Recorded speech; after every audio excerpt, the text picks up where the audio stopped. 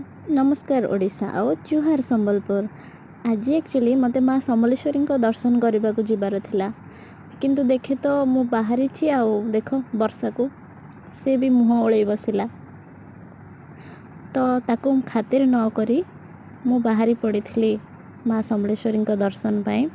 बाटरे जाऊ जाऊ वर्षारे भी ओदा हो गली आ ये कलाहांडिया मेघ को 9 वर्ष की रहीगला कि तथापि तो मु गली देखिपे महानदीर जल केमी उछुड़ी पड़ी बढ़िया लगुला वर्षारे भिजी भिजी दी साइड्र जो भ्यू थिला से बेसी तो मु कभर करि पारिनी किंतु जेतिकी भी भ्यू अच्छी मु आशा करे आपण मानको भल लागिबो।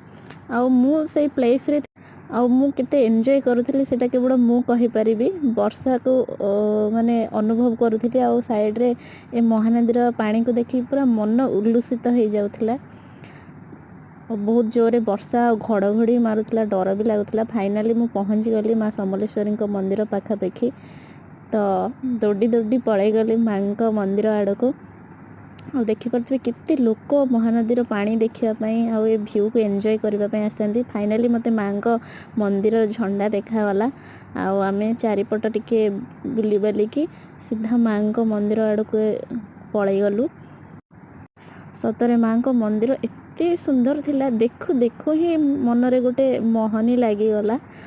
भल लगुला चारिपटर जो दृश्य सबू और ता सहित महानदी पानी आउ ये जो प्राकृतिक परिवेश रे सुसज्जित माँ को प्रकल्प ओहो मन को पूरा शांति करदेला।